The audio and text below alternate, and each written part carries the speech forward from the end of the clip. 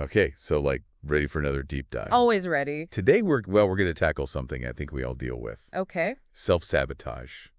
You know, that feeling like you're kind of holding yourself back. Yeah, for sure. We're diving into this book. It's called Conquering Self-Sabotage, A Guide to Ending Negative Patterns. Just the title has me thinking, Oh, yeah, it's a powerful title. But, like, ending negative patterns. How do we even do that? right, like identifying it is one thing, but how do we actually, like, conquer it?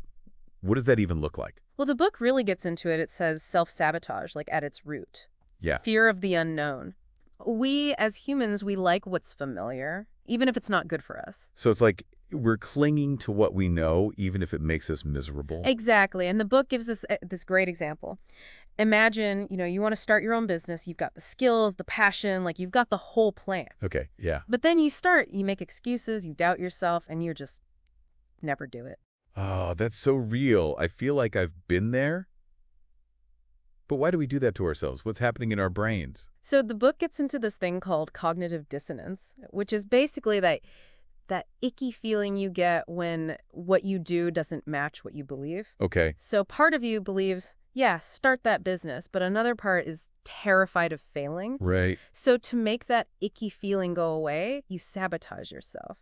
You convince yourself it wasn't that important anyway. So we're tricking ourselves into staying stuck. Kind of, yeah. The book calls it creating a false sense of control. Like, by sabotaging ourselves, we feel like we're in charge, even though we're giving up on our dreams. Wow, that's kind of dark. But the book does say ending these patterns. So how do we do that? It's not about, like, getting rid of fear altogether, but it's about changing how we see it.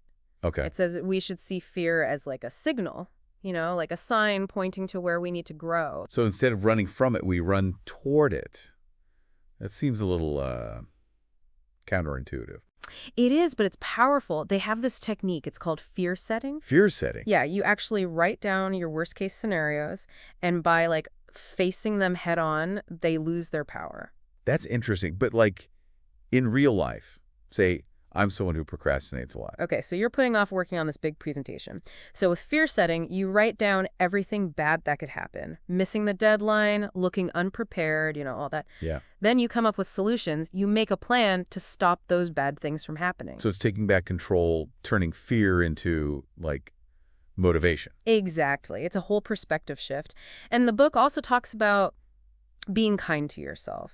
We can be so hard on ourselves. Oh, yeah. But that just makes those bad patterns worse. We need to, like, accept ourselves even when we mess up. So like challenge those old beliefs and behaviors, but be kind to ourselves in the process. Yeah, and it's not going to happen overnight, right? It's a whole journey. Right. The book says, conquering self-sabotage, it's a journey, not a destination. There will be setbacks, for sure. But each time we stop ourselves from sabotaging, we're changing our brains for the better. That's pretty cool to think about. So basically, self-sabotage comes from fear of the unknown and wanting control. But by changing how we see fear, being kind to ourselves, and working on those patterns, we can actually break free and build a life we want. Yeah, a life that matches our values and goals. And that's powerful stuff. I think that's a great place to leave it for our listeners today. Thanks for joining us on this deep dive. Anytime. We'll see you next time.